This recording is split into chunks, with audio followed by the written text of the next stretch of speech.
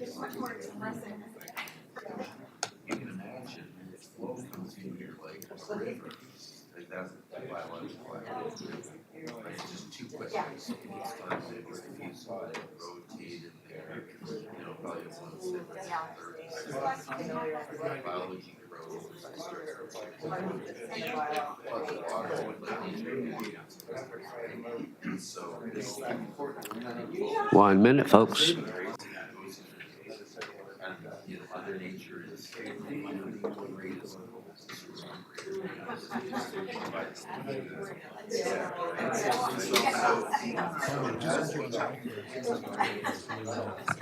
Yeah. Yep. Sorry, try that again. anyways, it's kind of a similar. They're meant to have particles settle down in the air, as you can imagine, sort of overflowing. And then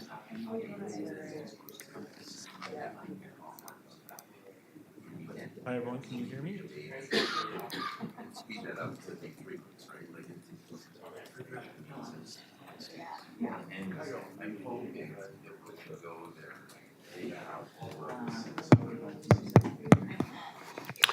Good morning. Great, thanks, Tom. I'd like to call the meeting to order and proceed with the election of chair for 2026, and any nominations will be accepted. Director Mooney. I would like to nominate Director Wally. Director Wally, would you accept that nomination? Thank you. Are there any further nominations? Third and last time. Hearing none, we'll declare Director Wally elected as chair for 2026. And we'll proceed with the election of vice chair. And again, nominations from the floor. I'd like to nominate Director Mawini. Director Mawini, would you accept that nomination? That's very nice. Thank you. Yes, I will. Thank you. Any further nominations for You are the vice chair only position? participant.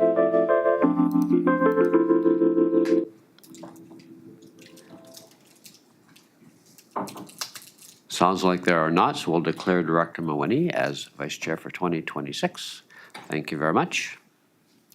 And over to your chair.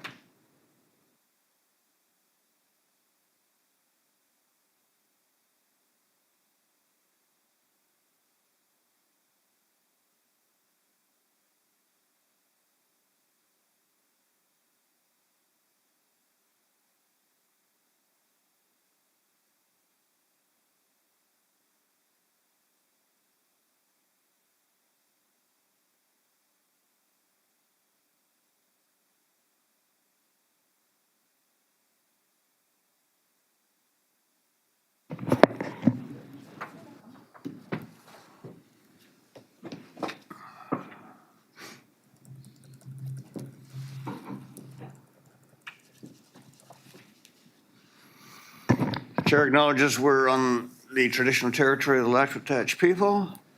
And the first item of business is the adoption of the public agenda. Move adoption. Second. Thank you. All those in favor? It's unanimous and carried. You gonna turn that mic on then? How are we gonna hear Director Dave, Mawini? we have audio on Teams again, Oh, so he's okay. in on Teams. Oh. No petitions or delegations this morning. Adoption of minutes for December 10th, 2025. Move adoption. Second. Any discussion? All those in favor? That's unanimous again. That's carried. Item B, please. Move adoption of the minutes of the special budget meeting of the Electoral Area Services Committee held on December 11th. Second. Anything there? Seeing none? All those in favor of adoption? That is carried, unanimous. And item C. Director Race, you want to do that one? Move item C, that the minutes of the special budget meeting of Electoral Area Service Committee held on December 15th, 2025 be adopted as presented. Second. Call the question on adoption. All those in favor? That is carried. That's unanimous. Any business arising from those minutes? Seeing none.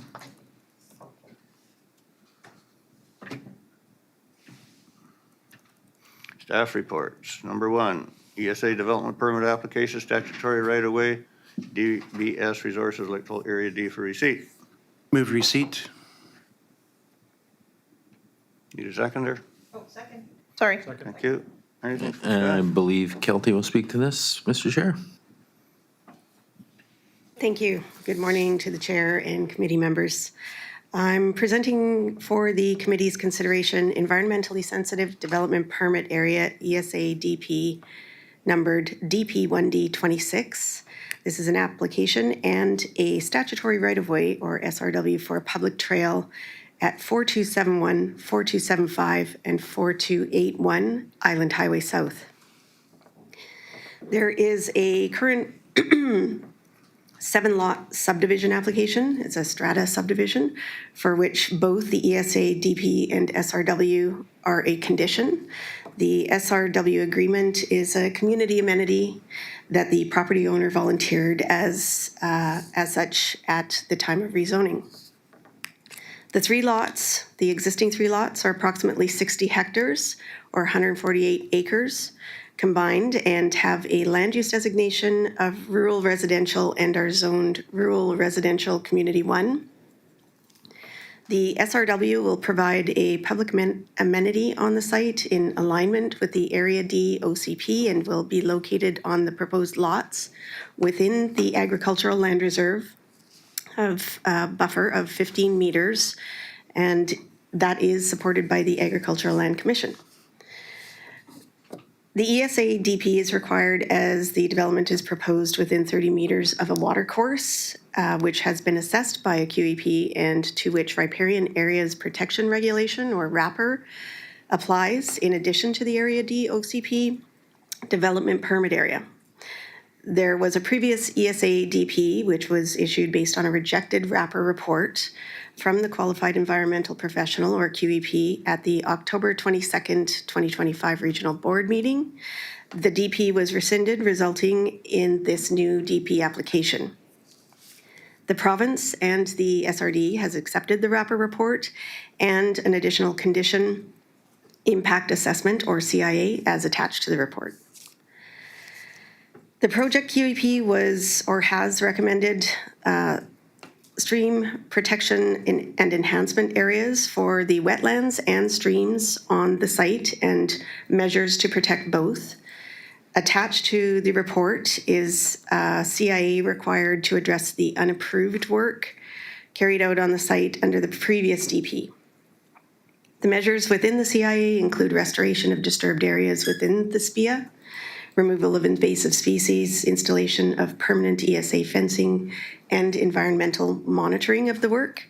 A post-development report will be received from the QEP to report on the implementation of the protection measures. And at time of future development, a building permit, for example, an ESA DP application from new owners is required in accordance with RAPR. The in-stream subdivision application can receive a letter of approval from the SRD should the DP be approved and the SRW registered on title of the lots. Based on the accepted QEP reporting and the public benefit of the SRW provided by the applicant, the issuance of the DP and the registration on title of the SRW is supportable. Thank you. Happy to answer any questions. Anything from directors? Director Rice, got any comments there? Thank you, Chair. I'm just happy to see that this is moving forward again. There was a lot of issues last year, so I'm glad to see that it is being sorted out. Thank you. Director Winnie? Thank you, Chair. I have a question. You mentioned in your introduction here SRWs, which I think means statutory right-of-way, and that's related to the trail that's mentioned in the report.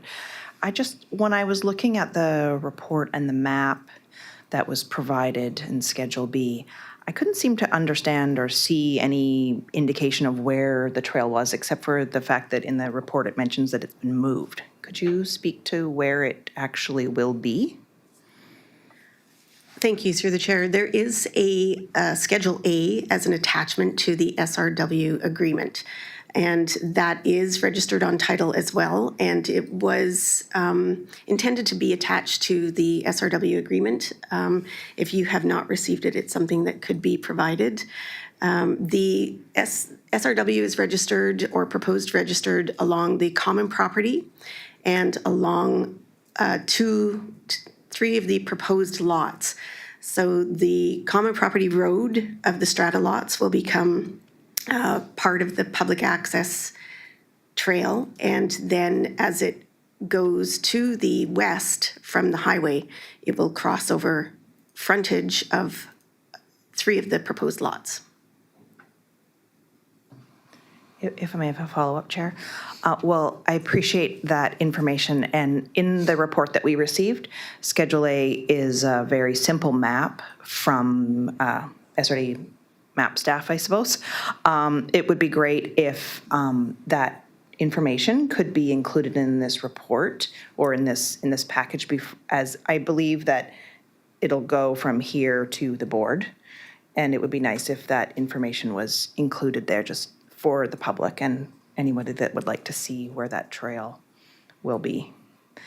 And I had one other question, if I may, and that was around the report talks about that there's a man-made blockage to the fish stream, which is on, I think, the adjacent property, which connects to the wetlands on this property that we're discussing.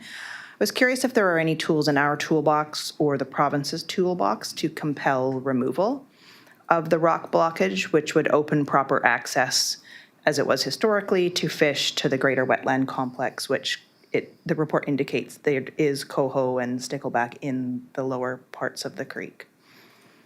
Thank you, through the chair. The fish weir that you're referring to is historical, was in place on an adjacent property. That's correct. With development, a recommendation from the province could be made, or through the Water Sustainability Act application, if any works are proposed. That type of work is not regularly undertaken without development taking place. So that's when we would anticipate some sort of comment around that. Okay, thank you. All right, call the question on receipt. All those in favor? That's unanimous and carried. Director Rice? Like the officer be authorized to issue the permit. Thank you, Director Winnie. Any discussion on that? Seeing none, all those in favor? And that's unanimous again, and that's carried. Thank you. Number 2, request for frontage relief, McEwen. I look for a D for receipt. Move receipt. Need a seconder? Oh, second. Thank Second. you, Director Winnie. And I believe Kelty will speak to this as well. Thank you. Yes, for the committee's consideration, there is a frontage relief application for 2 proposed lots related to an active subdivision application in Electoral Area D at 4050 Deerfield Road.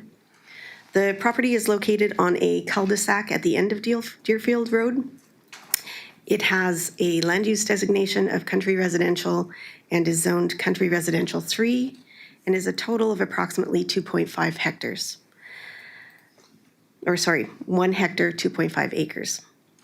The subdivision plan as shown within the report proposes to equally divide the lot, and due to the existing configuration of the parcel, the 10% frontage requirement cannot be met, and it's proposed for Lot A as 4.95% and Lot B 5.63%, which requires frontage relief or exemption.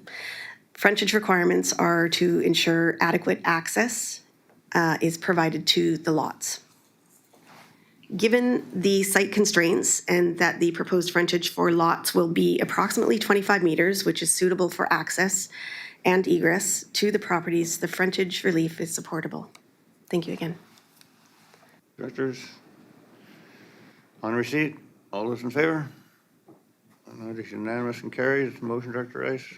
I'd like to move item B, that the committee recommend, with reference to section 512, paragraph 2 of the Local Government Act, that the board approve the frontage relief application for the 2 proposed lots at 4050 Deerfield Road from the required 10% to 4.95% for Lot A and 5.63% for Lot B.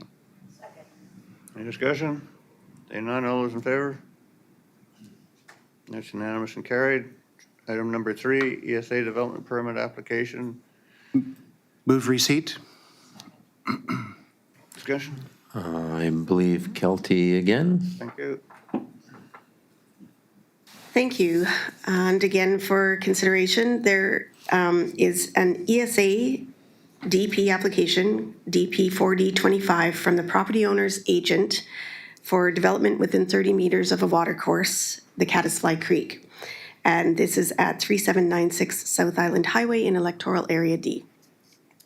The work proposed on this site is for pre-construction fill to be placed and leveled outside of the identified spias on the property. At the time of further development, again, a building permit application in accordance with wrapper and updated QEP report is required, and all applicable regulations will be met. The project QEP has provided a wrapper report which has been accepted by the province, providing direction to the SRD that the DP can proceed. SPIAs have been identified along with recommendations for measures to protect these areas, including temporary ESA fencing, vegetation and tree retention, sediment and erosion control, and seeding of disturbed soil.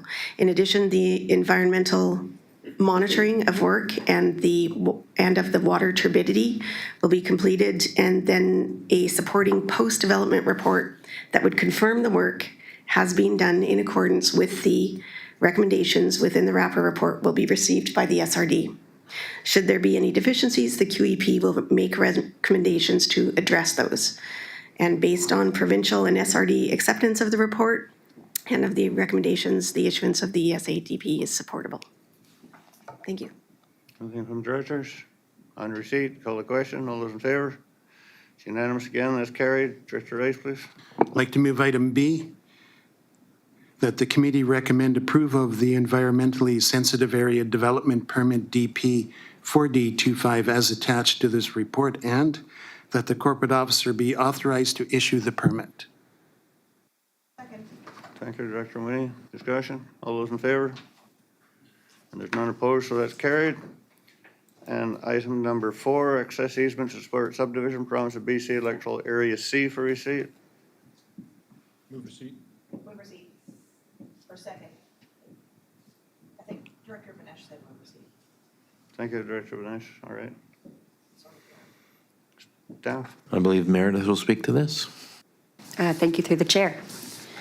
So this report is to consider extension of an existing easement to provide access to the developable area of Estrada Lot 5 within a proposed subdivision on Quadra Island. The application of a new 5-lot bare land strata subdivision has been received by the ministry and referred to the SRD. Due to the environmentally sensitive areas and geotechnical conditions of the proposed strata Lot 5, an easement is sought over a portion of SRD property, legally described as Lot B, District Lot 134, Sayward District Plan VIP 64198, located at 617 Green Road. Under this plan, proposed strata Lot 5 will be bisected by an existing driveway that currently provides access by easement to several adjacent properties, including the SRD property at 617 Green Road. A separate easement, VIP 64199, currently exists over the same portion of the SRD property that we are seeking an easement for today. So this easement currently lengthens the driveway access for the adjacent properties, and the request under consideration is to share that existing easement with the newly proposed strata Lot 5. Doing so would enable us to, or enable the future owner to access the developable area of the proposed strata lot without passing through an environmentally sensitive area. So given the above constraints of proposed strata Lot 5, the requested easement is supportable. Thank you. Directors? Director Mooney? Thank you, Chair. And thank you for the report. I have a couple of questions, and they're mostly because around Lot B being where our sewer plant is in Q Cove. And so I guess my first question is that if we're extending an easement, would that potentially have a future negative consequence if we need to upgrade our sewer plant and take up more space on the lot that we might need in the future.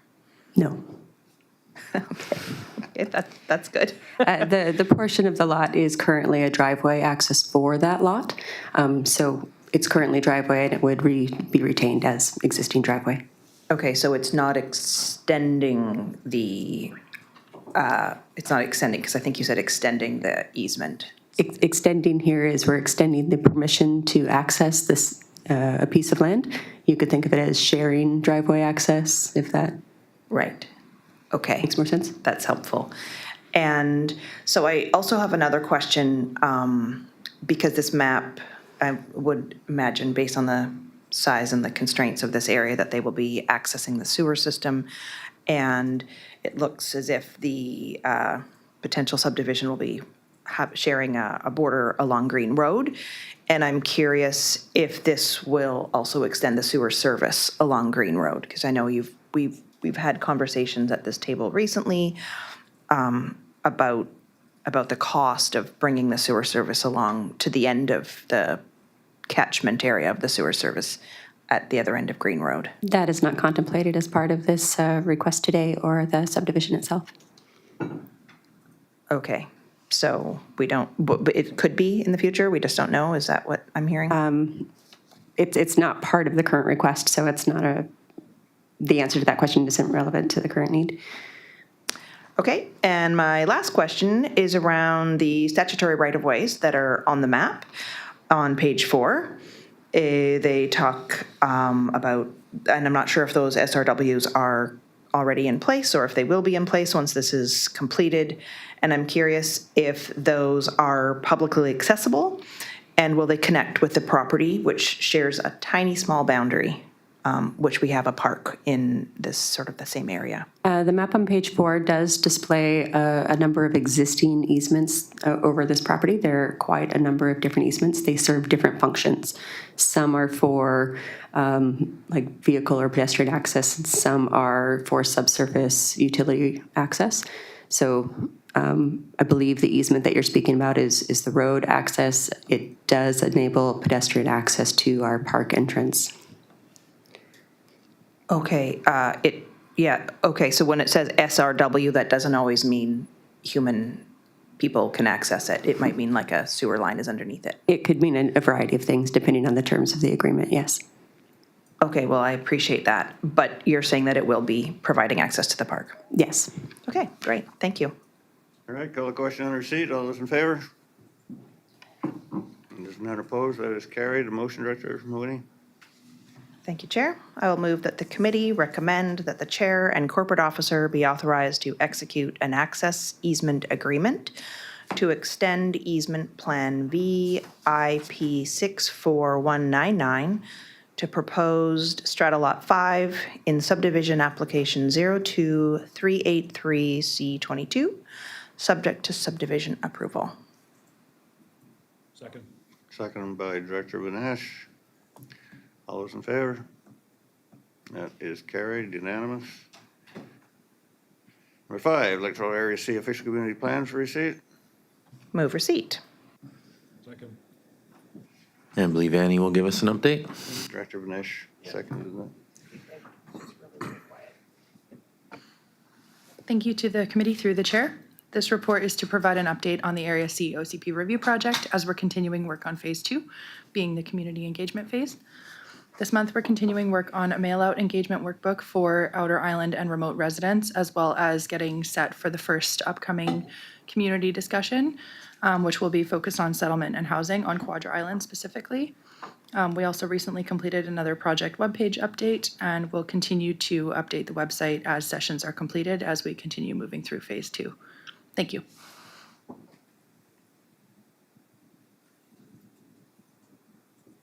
Director Mooney. Thank you, Chair. Thank you for the report. It was great to see some new information on the website, and I'm really looking forward to the upcoming community meetings. I have a couple of comments and questions. I've been receiving community comments from some folks about the timing on the upcoming community meetings. They're all starting at 5 p.m., I think. This, I have heard from some people, will mean that people who are working off island will likely not be back in time to attend because they would, often a workday doesn't enable them to get on the 4:30 ferry. And I'm also hearing from people who think that having a 3-hour meeting over the dinner time block is a little bit complicated for their ability to have dinner and go to a 3-hour meeting. So I'm just curious if consideration was given to a 6 p.m. start, or if it could be considered for the future set of meetings scheduled. If there's any thoughts on that. Thank you through the chair and to the director specifically. Following our meetings that were held late last fall, winter, there was direction or commentary around the 6 p.m. start time, which we had for the evening meetings, saying that people that were arriving off the ferry would have to go home and come back to the hall to participate in the meeting. So it was requested that the subsequent meetings commence at 5 p.m., which we did, I believe, at the last meeting, Annie, that we held on Quadra. That was the reason why 5 p.m. was selected for this initial meeting on housing and settlement for Quadra. We have indicated through correspondence with community members, and I believe also on our website, that our start times will be variable throughout these sessions in order to try to accommodate as many people as possible. We do realize that some people will be coming back on the island at 5. Some people would like to go home and have dinner and come back. So we're really hopeful that by staggering our start times throughout these sessions, that we'll do our best to accommodate everybody. As we've indicated to those that have reached out specifically to staff, we have said that please do attend at whatever time that you can make it for. The sessions will be ongoing. You can jump into a conversation at any time.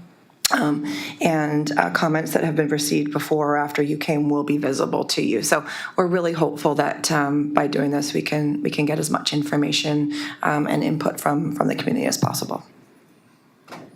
Okay, appreciate that. The website says that the discussions at the Quadra Community Center are from 5 p.m. to 8 p.m. Might be helpful to add a note there that that's what it says on the website. I'm looking at the page right now. So be helpful if maybe it was updated to indicate that people can drop in at whatever time it works for them. Sorry, can you repeat that? It would be helpful because it states very clearly that it's from 5 p.m. to 8 p.m., that it would be great if people could know that they were able to stop in at a later time and be participant in the conversation. Because it says facilitated structured community discussion, which I think a lot of people would indicate if you weren't there for the beginning of the 3-hour conversation, then maybe it would not, you weren't part of it. So providing a little bit more updates would be helpful on that. Through the chair, I think the times provided on the website were the time that we had the hall booked for. So we'll be updating that. Oh, yeah, we were very careful through the chair to not indicate an end time for these meetings. So every actual poster that we had put on the, it says 5 p.m. We were very careful not to put an end time because on the website it says 5 p.m. to 8 p.m. on the website. So I don't know where that information is coming from, but everything that we had posted on our posters on social media and in the bird's eye indicated just a start time because we really didn't want people to think that there was a specific end time. So we'll have to look to see where the 8 p.m. is, because what I'm looking at right now just says a start time of 5. So if you share that with us, we will for sure give some further consideration to that. I'm very happy to share that with you because it actually kind of flows into my next question. Checking in about the webpage, because the webpage seems to be the primary information portal for residents in regards to the upcoming meetings. And it shows info at the top of the page about the meeting scheduled for next week. But then under project timeline, when it says in progress, there is no mention of the schedule of meetings, which is planned for the rest of the spring and early summer. And you have to click into future phases to find the schedule of upcoming meetings and the list of what the topics are going to be. And it's there that it says 5 p.m. to 8 p.m. at the top of that block of information, as well as saying that the meetings at Surge Narrows are from 11 a.m. to 3 p.m. So I was actually just going to ask if it would be possible to consider moving that information from where it says future phases into like the in progress, because it feels to me that those things are in progress. And when we talk about our OCP reports that we receive here every month, when it speaks to future phases, it's more talking about drafting or revisions and approvals as future phases. So maybe just adjusting that would be helpful. Okay. And then I also wanted to ask about other forms of outreach and if there's other forms of communication scheduled, specifically around like posters for the schedule of meetings that could be displayed at like the library or the Quadra Community Center and the bulletin boards. I know there's a lot of people, I think highest per capita use of the library in SRD is at Quadra Library. So, and there's a lot of folks that are analog rather than digital. And it would be really great to have some posters put up and potentially further than that to share them at Surge Narrows at the post office and such, so that we can make sure that people are accessing that information even if they're not on the internet. Thank you for the comment, and yes, we are already planning that. We don't do postering widely like on telephone poles and things, just because that's creates clutter and waste. But yes, the ferry terminals, the ferries themselves, the library, there are some key locations around Quadra Island that have already been identified for postering. Yeah. Okay, great. The Quadra Community Center has a great bulletin board, and then right in front of the grocery store, there's a bulletin board which is dedicated just to community center events, which would be, and it's sort of more of a locked one, so it would stay visible for longer. Okay, that'd be great. And then I just have one more question, because the poster for the January 21st meeting says that it's a facilitated and structured conversation. I was curious if there will be outside support assisting, or if that'll be planning staff that will be facilitating. Thank you for the question. Yes, that is planning staff. Okay, great. Thank you. Call the question under seat. All those in favor? Any opposed? Seeing none, that is carried. Number 6, public land availability for housing, Harriet Bay and Kwathiaski Cove, for receipt. Move receipt. Second. Thank you, Director Rice. I believe Meredith will speak to this. Oh, yeah, sorry. Thank you through the chair. Excuse me. So this report is to provide an overview of public land available near the designated village centers on Quadra Island, which could potentially be considered for future investigation to support the development of housing. Excuse me. So at the direction of the board, we've located some public land near both Kwathiaski Cove and Harriet Bay, which are the 2 designated village centers identified within the current OCP. We were researching the potential to support affordable and attainable housing. There is an attached map within the report and greater detail on all of the identified public lands. But of those that were identified, there's really only 3 sites that are currently undeveloped and of a suitable size, and some other conditions that make them more suitable than others. Though, of course, they all have constraints. So without going into those specific sites, they are all listed in the report. And the full list is also identified in the report. But should further investigation be desired for any of the lands identified here, additional direction would be needed to identify which sites we should pursue further. For provincial crown land parcels, an appropriate next step would be an inquiry to the relevant land manager to determine the likelihood of any form of disposition of that land, including the issuance of a license of occupation, a lease agreement, fee simple grant, or market rate land sale. The subsequent steps would be dependent on the type of tenure being pursued, would likely include the development of a legal survey, development of land use management plan, consultation with First Nations, and a site condition assessments, which could include environmental, archaeological, geotechnical, potable water, and sewage disposal assessments. For lands that are designated as SRD parklands, it is worth noting that these lands have been acquired and retained for park purposes, And so while they may be redesignated as developable lands, it is important to recognize that the benefit of housing would come at a loss of natural park space and the related conservation, habitat, and recreational benefits that those lands currently provide. So should further exploration be desired, public consultation is recommended, followed by site condition assessments, environment, including again the environmental, archaeological, geotechnical, potable water, and sewage disposal assessments. Thank you. Director Mooney? I wanted to say thank you for this great report. It's really comprehensive, clear to understand maps, and came back really quickly. I really appreciate all of that. And I think for me, once I looked at it, it really feels like there are 2 provincial land lots of particular interest identified in the report.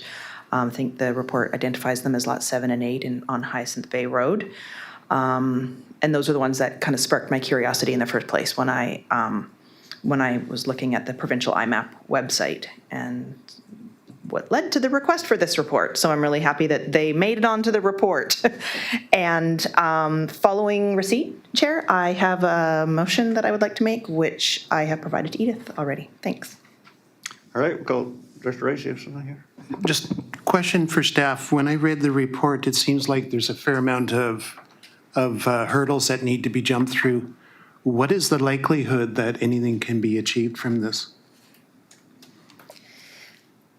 That's a good question. I think that there is certainly likelihood. We don't know what the current intent for these parcels is from the provincial perspective. So without kind of opening that line of inquiry, I can't really say with any certainty.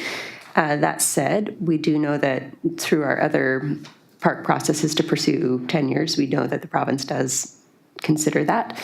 So there's nothing today that would tell us that they wouldn't, if that makes sense. It isn't likely something that would be concluded in a short period of time. Tenure processes usually do take a number of years. Follow up, please. Thank you for that. And that was exactly what my line of thought was thinking. And, here we are, we're in year 4, and I'm wondering, is this something that is going to take a fair amount of effort? What I would like to see staff working on is our existing projects and get them completed before the next election cycle. So I really don't see a quick end game to this. Okay, on receipt, all those in favor? Oh, Director Vanesh, I see your hands up there. Thank you, Chair. I just wanted to give a little bit of background on. Can you turn up your volume a little bit more?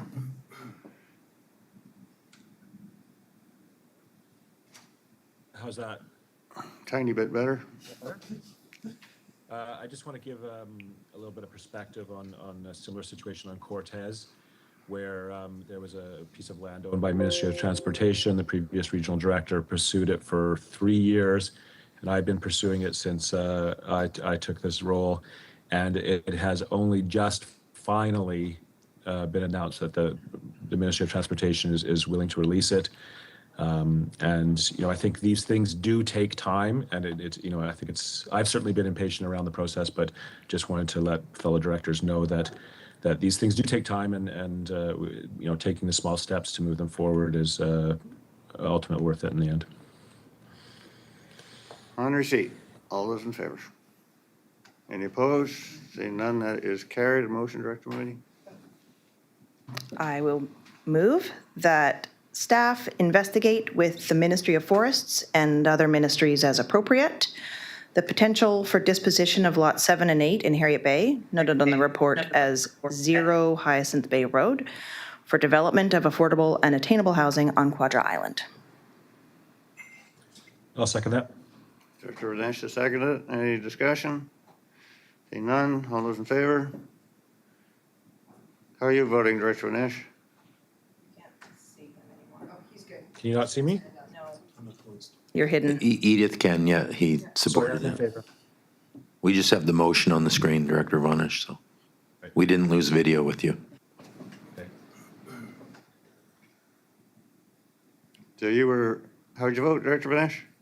In favor. Okay, and Director Rice is opposed, and that is carried. I'm in favor. All right, schedule of committee meetings, 2026 for receipt. Move receipt. Do we have a seconder just for a second here? Second. Director Ray seconded it, thank you. Nothing to add, Mr. Chair. All right. Director Mooney? Thank you, Chair. I have an amendment to propose to the schedule. All right, I well, when it do comes that time as to an- make the motion, I'll let you make the motion, we'll see what you got there. Okay. Okay, so anything else on receipt? Seeing none, all those in favor? You in favor? Yes. Okay, that's unanimous and that's carried, and let's have a motion then. Okay.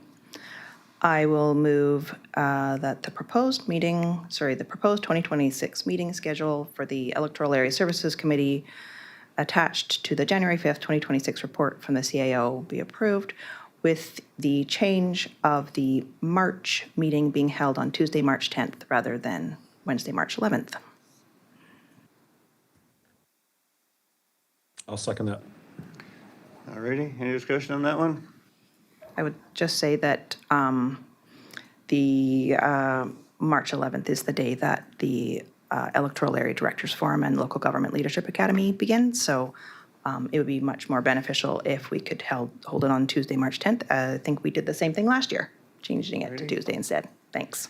Call the question, all those in favor? And that's unanimous and carried.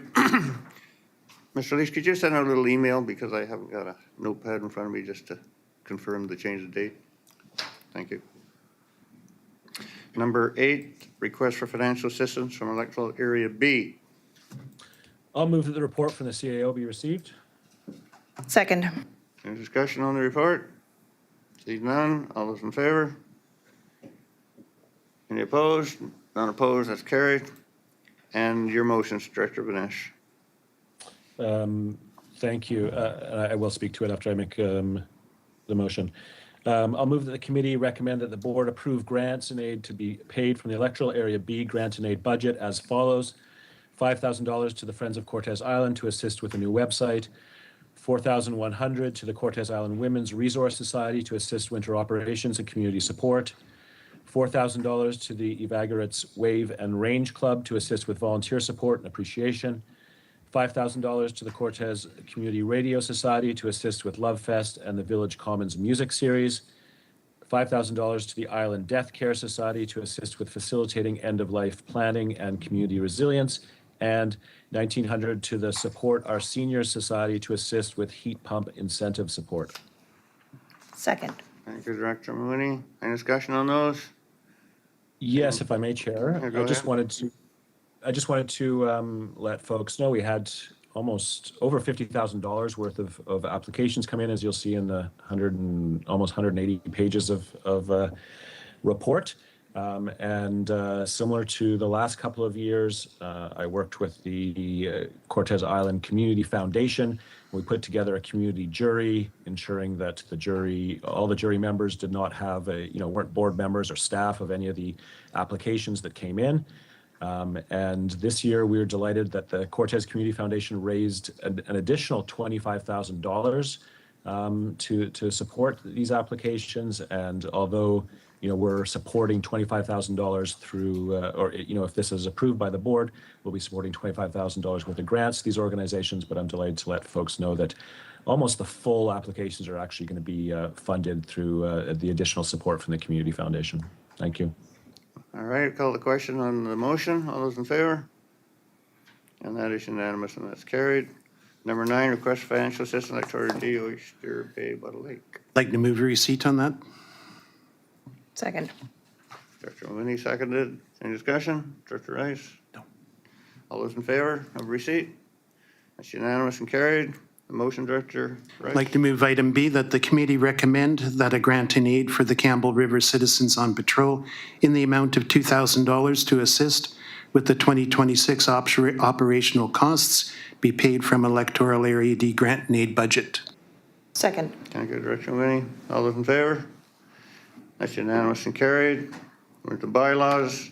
Number 629, Electoral D Transit Service for receipt. Move receipt. Second. Second. Second. Okay, we'll take director of action on that. Staff, anything on this? No, nothing. Staff, excuse me. Anything from directors? There's a couple options there, though. I don't have anything up, but I'm going to move an option. Thank you. Okay, on receipt, then all those in favor? It's unanimous and carried. Director Rice? I'd like to move item option B, that the committee recommend that bylaw number 629 be forwarded to the board for consideration in its current form. Second. Second, Director Mooney. Discussion, all those in favor? And that's unanimous and carried. Just before we terminate here, I just was ask staff, that electoral area joint grant and aid service, will that come to the board in January? It is scheduled, yes. Scheduled. Thank you. All right, we're looking for a motion to terminate. Move termination. Second. Thank you. All those in favor? Unanimous and carried. Mike. Thanks, everyone. Nice to see you, Mark. Volume's good now, Director Benish.